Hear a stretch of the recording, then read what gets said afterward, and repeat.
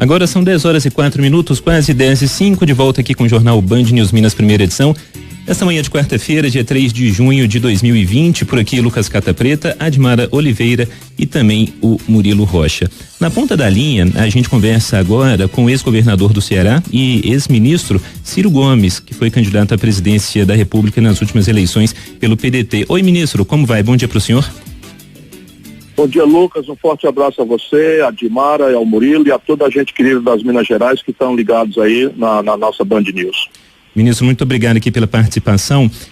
Ministro, em entrevistas recentes, o senhor tem criticado, demonstrado uma preocupação com a forma com a qual o governo Bolsonaro tem lidado com essa pandemia e também os efeitos econômicos e sociais, causados por essa crise sanitária. Além de o país estar, afogado no coronavírus, a gente está numa crise política e institucional. O desfecho a gente não faz nem ideia. Esse livro que o senhor lançou recentemente, o Projeto Nacional O Dever da Esperança, tem esse título. O senhor mantém então, um certo otimismo ainda com relação ao futuro do país, apesar deste cenário atual brasileiro, ministro? Olha, o Brasil tem base física extraordinariamente rica, nós somos medalha de ouro, de prata ou de bronze em todos os fatores físicos de desenvolvimento, tipo minério, petróleo, terra agricultável, biodiversidade, enfim, tudo que é riqueza física, o Brasil tem a primeiro, segundo ou terceiro lugar do mundo. E nós temos base humana. O nosso povo já foi capaz por 40 anos, eu mostro isso no livro, de produzir um fenômeno de desenvolvimento que é o mais extraordinário fenômeno de desenvolvimento econômico da história da humanidade. Nós vamos perder esse lugar para a China, mas ainda faltam uns 8 anos para a China bater o recorde do Brasil. Portanto, tanto do ponto de vista físico quanto do ponto de vista humano, o Brasil não precisava estar passando pela tragédia social e econômica, com todos os indicadores de humilhação do nosso povo, com milhões de desempregados, com milhões de brasileiros humilhados com o nome no SPC, com as empresas sendo destruídas, a nossa base industrial definhando como em nenhum lugar do mundo. E aí eu tento mostrar as causas, por que isso aconteceu, e mostro as pistas de como consertar o caminho. E termino esperançoso, sim, mas não é uma esperança que vai cair do céu. Eu coloco ali a palavra dever da esperança, sim, como uma espécie de chamado para que a gente faça um grande debate fora dessas coisas de ódio, paixão, afetos e fígado que estão descambando para a violência e para a irracionalidade, para que a gente faça um debate com a nossa inteligência. E se nós fizermos um debate com a nossa inteligência, o Brasil tem tudo para virar o jogo, sem nenhuma dúvida. Ciro, quem fala é Murilo, bom dia. Bom dia, Murilo. O senhor falou na primeira resposta que o nosso povo, e no material de divulgação do livro, você fala para debater racionalmente o país que somos e o que desejamos ser. Mas quando a gente pensa em nosso povo, quem é esse nosso povo? Nós elegemos 57 milhões de brasileiros, elegeram Jair Bolsonaro, e a gente hoje vê um país super dividido, homofóbico, racista, com preconceito de classe, misógino. Quem é esse nosso povo? Como fazer esse debate racionalmente com um país tão fragmentado e tão preconceituoso, com tantos problemas? Veja, o Brasil tem gravíssimos problemas. Todos esses atributos que você colocou, eles são gravíssimos, mas se você bem reparar, isso é muito mais um conjunto de valores que irradia dos ricos, da elite, para baixo do que de baixo para cima do nosso povo. Mas, de qualquer forma, um povo, a resultante dele, a atitude política dele, não é um dado fatal. Não vai acontecer sempre que as pessoas estão. O povo alemão é um povo super educado, um povo extraordinariamente qualificado do ponto de vista das práticas tecnológicas, e isso não é de agora. E votou no Hitler. Por quê? Porque as condições sociais e econômicas da data, o equívoco do Tratado de Versalhes, o preço impagável da derrota da Primeira Guerra Mundial, provocou um ambiente tal de crise social, de crise econômica e de degradação dos valores da nacionalidade alemã, que o povo votou, no Hitler. Então, mal comparando, mas tem muitas comparações importantes, nós precisamos entender o povo brasileiro. O que está acontecendo hoje? O Brasil, ali no governo do PT, e não falo isso para criticar nada, apenas para a gente entender o que aconteceu. O Brasil, do governo do PT, teve 2 momentos. Um momento de extraordinária esperança, porque o salário mínimo melhorou, porque o crédito expandiu como nunca houvera acontecido, porque a rede de proteção social foi montada, e o Brasil imaginou que agora a coisa ia. E deu generosas votações ao PT, reelegeu Lula com facilidade, elegeu a Dilma, e o mesmo partido, porque não havia projeto, aquilo era uma explosão do consumo e do crédito sem base econômica, e eu explico bem isso no livro, e que foi financiado porque havia um momento muito especial de aumento dos preços dos produtos tradicionais brasileiros. Minério de ferro, milho, soja, boi, petróleo, tudo isso subiu muito de preço, e com a crise de 2008 e seus desdobramentos, esses preços despencaram. Por isso que o Lula usou o dinheiro que foi da riqueza para queimar no consumo e alimentar a ilusão de que nós tínhamos progredido. E aquilo foi criando uma base que na hora que os preços caíram, é como se tivesse quebrado a perna e o Brasil caiu, que foi o mesmo partido. Em cima dessa crise econômica, os números são impressionantes. Quando a Dilma tomou posse, 4% era a taxa de desemprego. Quando a Dilma caiu, era quase 14% de desemprego. Aquele crédito generoso que chegou na mão de todo mundo, virou 63 milhões e 700 mil brasileiros humilhados com o nome sujo no SPC. E todo dia, no fim do dia, o cidadão trabalhador que perdeu o emprego, que está humilhado no SPC, recebendo ligações dizendo que vão tomar a geladeira dele, etc., chegava em casa, a notícia infame da roubalheira generalizada, bilhão para cá, bilhão para lá, uma ladroeira absolutamente generalizada, e isso então criou a semente do ódio. Veio do estrangeiro um assessoramento, os políticos brasileiros, até eu inclusive, que sou muito ligado nessas coisas da modernidade, nós nunca tínhamos entendido a força que as redes sociais, que os grupos de fake news, que manipulação de grupos de WhatsApp, teriam uma força grande. Veio um estrangeiro, chamado Steve Bannon, mandado para cá pelo Donald Trump, orientou o Bolsonaro na direção de comprar a presidência do Brasil. E aí deu-se a tempestade perfeita. Na base da sociedade, desemprego em massa, humilhação com a perda do crédito e a notícia generalizada da corrupção, deu-se a ocasião, então, do nosso povo votar não com a inteligência, mas com ódio. Portanto, o povo, nesse caso, é vítima, não é culpado.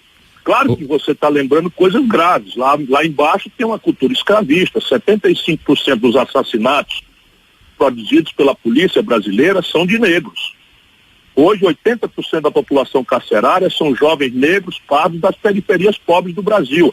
Portanto, tem uma sociedade que tem muitas doenças que precisam ser corrigidas.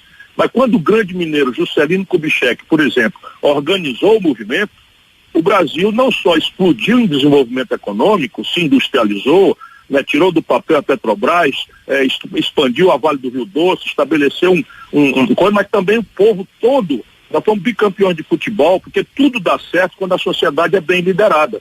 Nós geramos a bossa nova, que é um ritmo que o mundo inteiro admira, geramos o cinema novo, numa estética de uma arte que é americana e europeia. O Brasil lançou-se e ganhou festivais mundo afora com o cinema novo, enfim.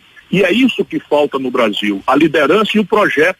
Mais importante, o projeto, porque aí a gente bota para valer aquilo que há de melhor na nossa sociedade e acumula forças para corrigir os defeitos e imperfeições.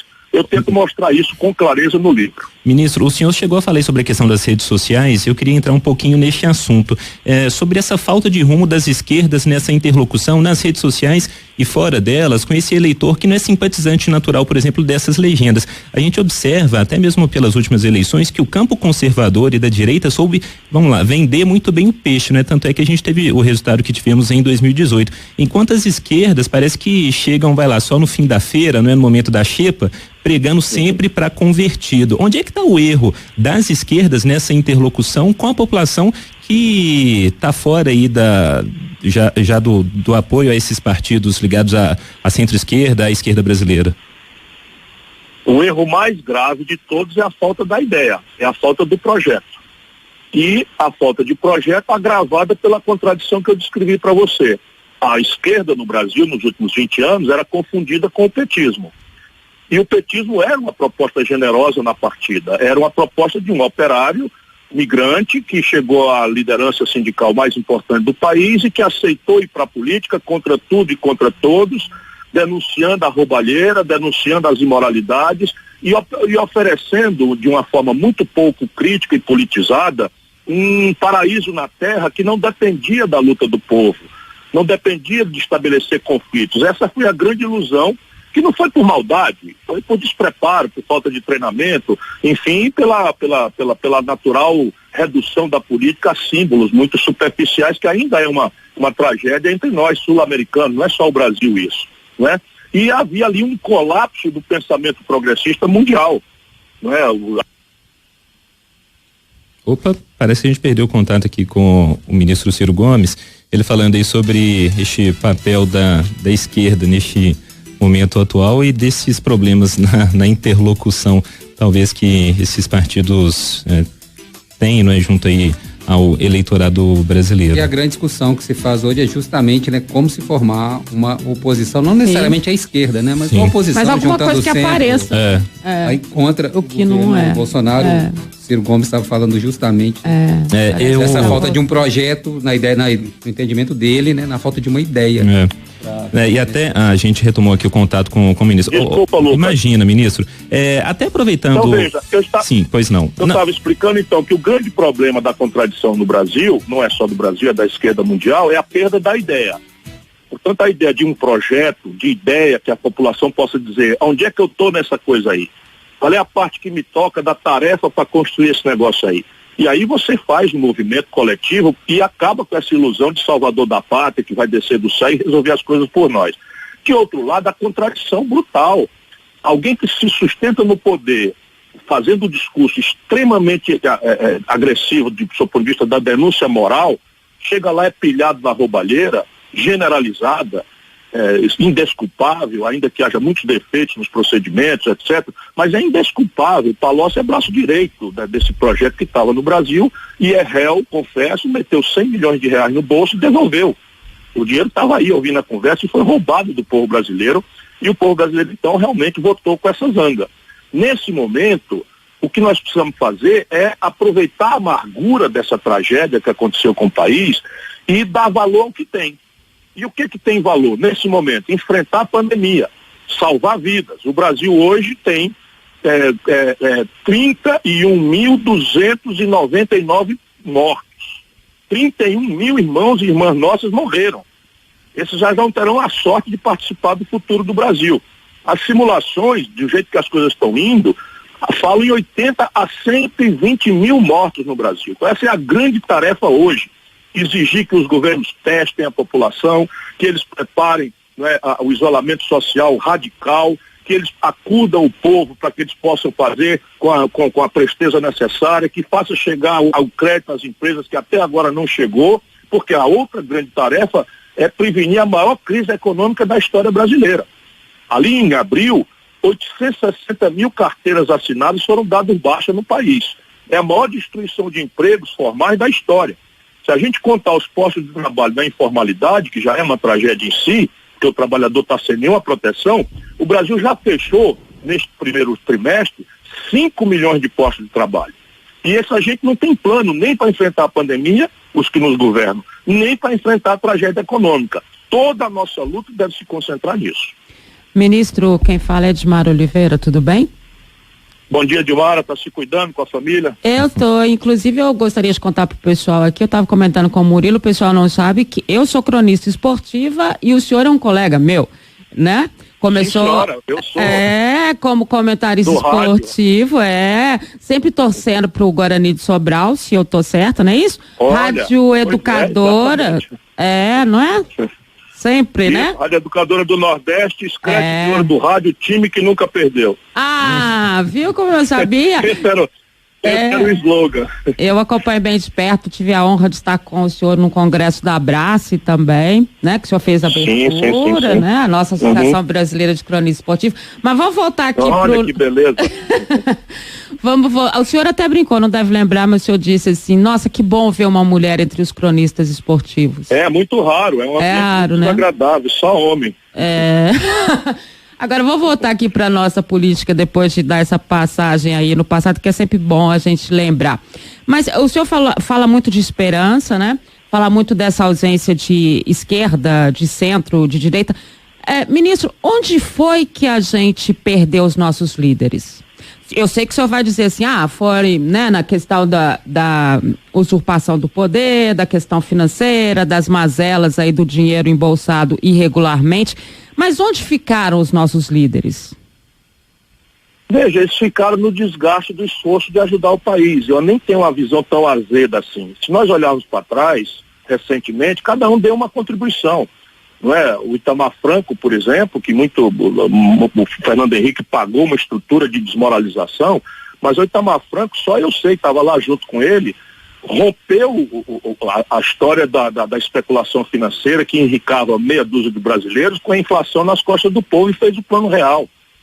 Não é? Infelizmente morreu, não está mais entre nós, está fazendo uma falta muito grande. O Brizola introduziu no imaginário brasileiro a ideia da educação em tempo integral, com os CIEPs, com coisa, e isso hoje está sendo replicado no mundo inteiro. Infelizmente não está mais entre nós, morreu.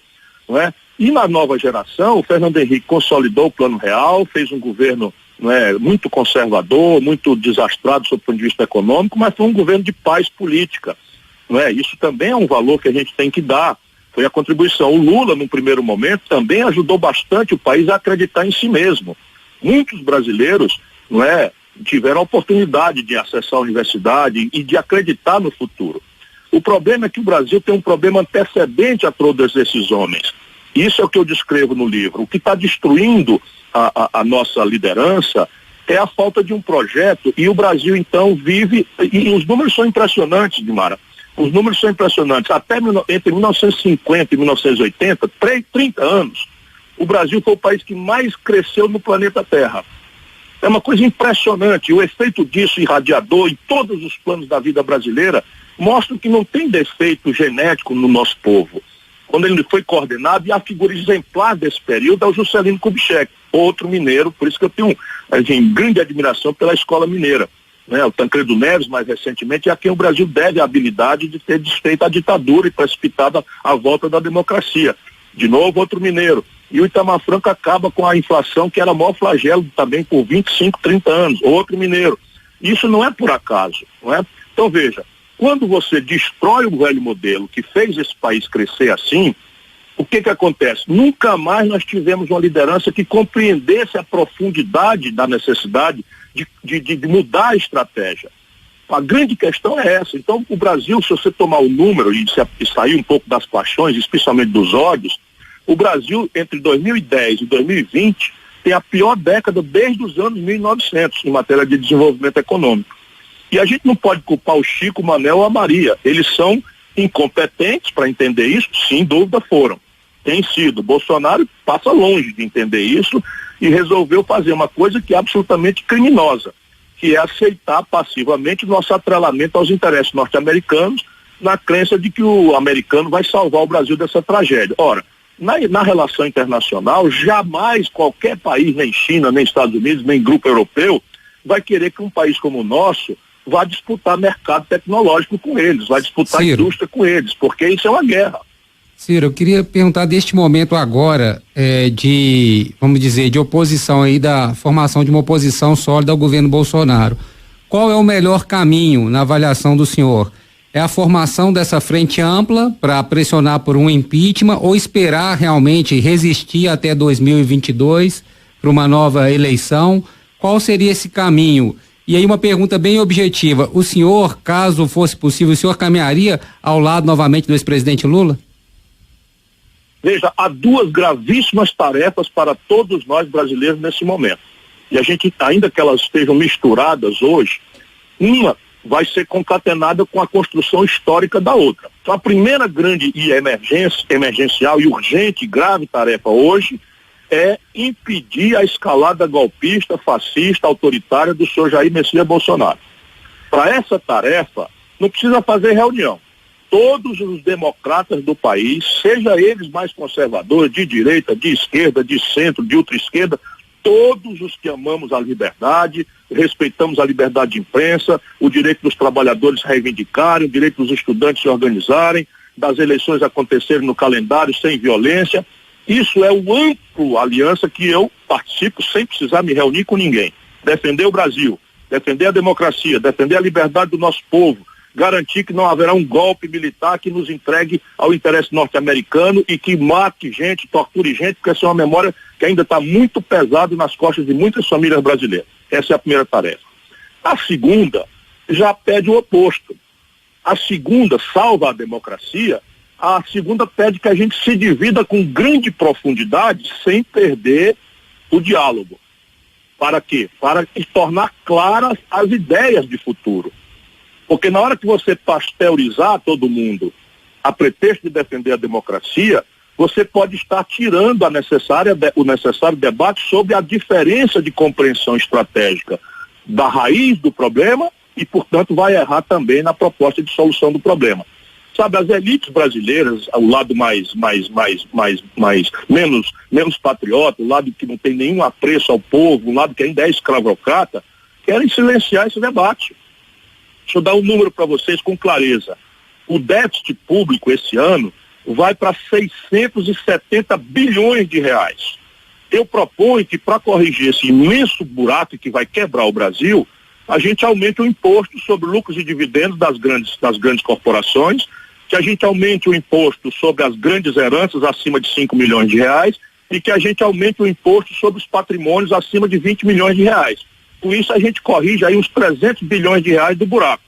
E em 10 anos o Brasil junta 3 trilhões capazes de emancipar a sociedade brasileira em educação, em saúde.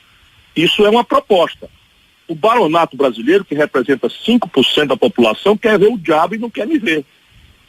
Como é que eles querem corrigir esse buraco? Cortando direitos dos trabalhadores, cortando o salário do servidor público, como está acontecendo aí em Minas Gerais. Sendo que pode cortar tudo, não resolve, porque o buraco é muito grande. Então, essa diferença de compreensão tem que ser aprofundada, ela não pode ser censurada, porque nós precisamos trabalhar juntos, essas categorias, unidade, vamos deixar para lá nossas diferenças, ok. Para quê? Lá atrás nós fizemos isso, para restabelecer a democracia, restaurar as eleições diretas, convocar a Constituinte, promover uma anistia. Era um consenso muito claro. Mas ninguém estava comprometido com o dia seguinte de fazer um projeto que é escravocrata, hostil ao trabalho, para manter a estrutura de privilégios, que é a maior concentração de renda do mundo, que é o nosso país. Ministro, a gente já está se encaminhando aqui para o fim da entrevista. Eu tenho uma pergunta do nosso comentarista de política, Orion Teixeira. Eu queria, se possível, que o senhor fosse breve na resposta para a gente fazer um pinga-fogo na nossa despedida aqui. Claro, Ele pergunta o seguinte: o senhor que teve experiência no Ceará, como é que o senhor avalia o uso político dos policiais militares e a favor do governo Bolsonaro? É uma das coisas mais graves que está acontecendo no Brasil. A turma está pensando que as Forças Armadas vai fazer golpe, mas o Bolsonaro está preparando uma milícia. Isso é profissional. Ele pegou agora um coronel da PM de Minas Gerais e nomeou para a FUNASA. FUNASA é Fundação Nacional de Saúde. Portanto, a gente tem que se preparar, inclusive eu quero aproveitar, se você me permitir, claro, para fazer um apelo de pai, de avô e de militante da luta da democracia. Eles estão armando para produzir um cadáver na rua.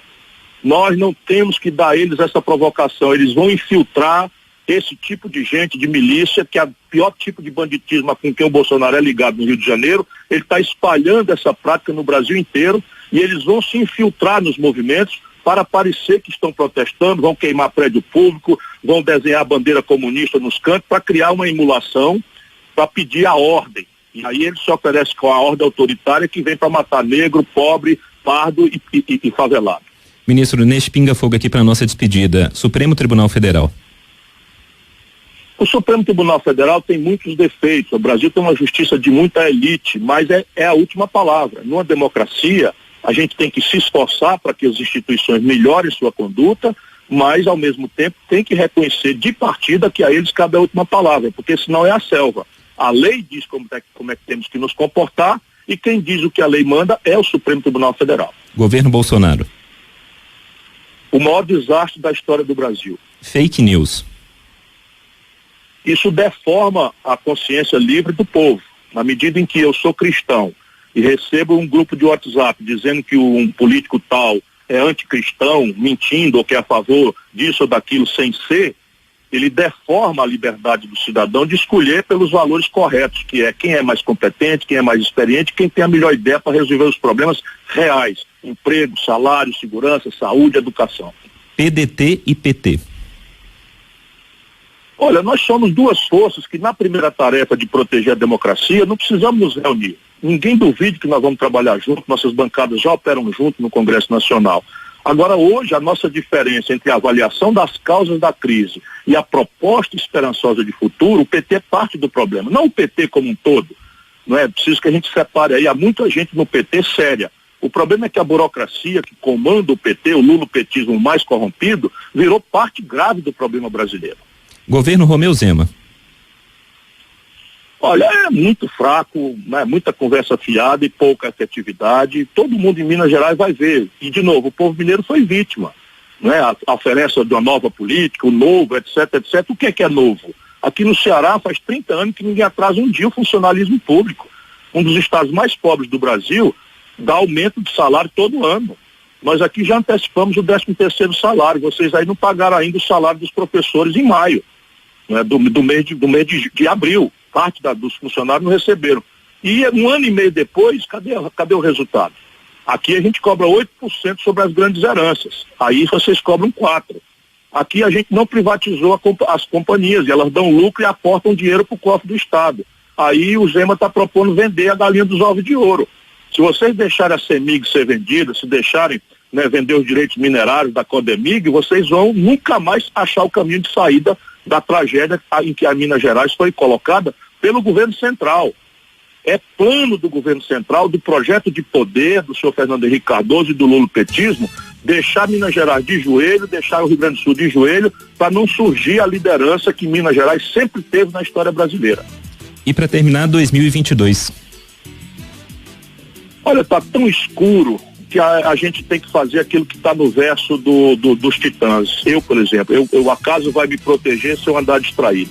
Agora é hora de falar a verdade, com a dureza que for necessária, ajudar o nosso povo a salvar vidas, propor soluções práticas para a questão econômica, apostar na defesa da democracia, custe o que custar, e se a gente atravessar isso aí, vamos ver, né? Vamos ver o que vai acontecer. Eu acho que vai ter uma encruzilhada entre a oferta de uma renovação, né, do bolsonarismo sem as boçalidades e as maluquices e o despreparo do Bolsonaro, e uma oferta de uma alternativa prática. E haverá muito ruído nisso. Então, muito ruído, por exemplo, essa direita que quer a mesma coisa que o Bolsonaro quer, que o Guedes quer, vai oferecer aí a tal união. Então vem um animador de auditório que nunca administrou nada público, não conhece o Brasil, não sabe o que é um pobre, nada, vem falar de pobreza, vem falar de união de todo mundo e tal. Vem o governador de São Paulo, vem o Sérgio Moro, que é a chibata moral da nação, tendo trabalhado com o Bolsonaro e ficado calado para todo tipo de falcatrua até ontem, né? E eles vão tentar iludir o nosso povo. Do meu lado, eu vou oferecer uma ideia generosa, concreta, em que cada brasileiro se sinta identificado. E eu vou dizer, olha, não tem milagre, eu preciso de tal prazo para atingir tal objetivo, custa tanto, aqui de onde vai vir o dinheiro, vai ter um rolo aqui porque eu vou cobrar dinheiro dos mais ricos, eles vão partir para cima de mim e eu preciso de vocês depois da eleição. Portanto, eu não vou mentir, se der para me eleger assim, eu estou muito esperançoso de ser o próximo presidente do Brasil. Ciro Gomes, muito obrigado, viu, pela disponibilidade do senhor para essa entrevista. Sucesso nesse lançamento do livro, que tem sido feito de forma remota, não é? O senhor tem concedido várias entrevistas e tirando esse tempinho para conversar aqui com a Band News em BH. Muito obrigado, ministro, bom dia. Muito obrigado a você. O livro está disponível na Amazon.com e se eu puder dar uma palavra ao povo mineiro, fique em casa que o bicho é mortal. E se de todo não puder ficar em casa, meu irmão, minha irmã, bote a máscara, guarde 2 metros de distância, não é? E lave as mãos, com sistematizado, porque ainda está acontecendo o pico da doença no Brasil. Muito obrigado, ministro. Até uma próxima. Um abraço a vocês. Obrigado.